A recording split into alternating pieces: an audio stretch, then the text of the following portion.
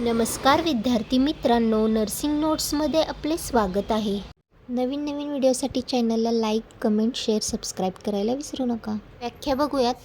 Cerebral पॅल्सी हा लहान मुलांमध्ये प्रामुख्याने दिसून येणारा एक न्यूरोलॉजिकल विकार आहे.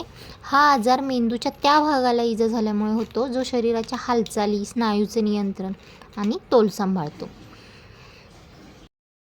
त्याचे प्रकार बघूयात. तर त्याचे मुख्य 4 प्रकार आहेत.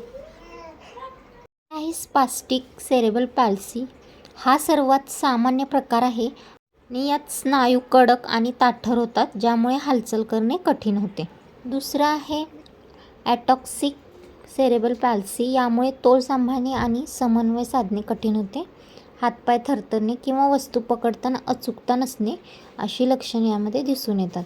तिसरा प्रकार आहे डिस्किनेटिक सेरेब्रल पॅल्सी. यामध्ये शरीराच्या स्नायूवर नियंत्रण नसते.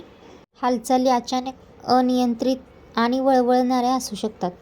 चौथा प्रकार आहे मिक्स्ड सेरेब्रल पॅल्सी. जेव्हा व्यक्तीमध्ये 2 किंवा अधिक प्रकाराची लक्षणे दिसतात त्याला मिक्स सेरेब्रल पॅल्सी असे म्हणतात. कारणे बघूयात.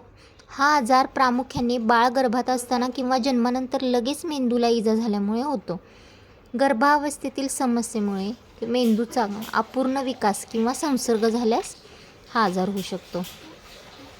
तर जन्मवेळेचा त्रास म्हणजेच ऑक्सिजनचा पुरवठा कमी झाला किंवा वेळेआधी जन्मलेला प्रीमॅच्युअर बर्थ असेल तर हा आजार होऊ शकतो.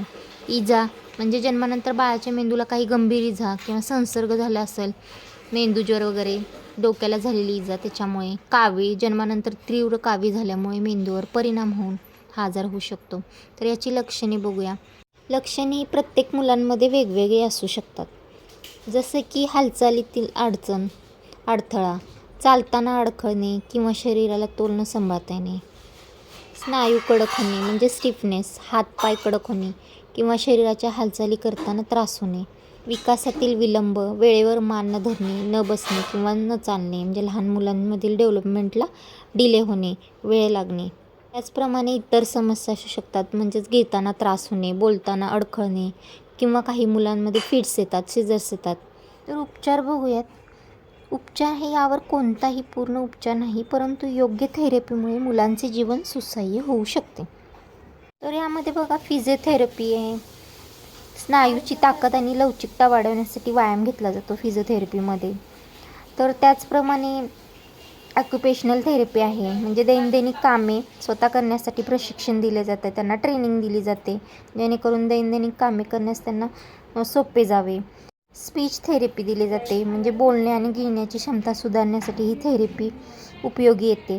औषध उपचार बघा, स्नायूंचा कडकपणा कमी करण्यासाठी किंवा फिट्स रोखण्यासाठी डॉक्टरच्या सल्ल्याने औषधं दिली जातात. त्याचप्रमाणे जर शस्त्रक्रियेची वेळ आली तर शस्त्रक्रिया करावी लागते.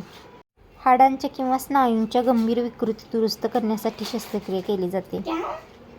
आता हा प्रश्न तुम्हाला टिपा लिहामध्ये आला तरी लिहिता येईल आणि 4थ्या किंवा 5व्या प्रश्नामध्ये आला तरी तुम्हाला हा लिहिता येईल.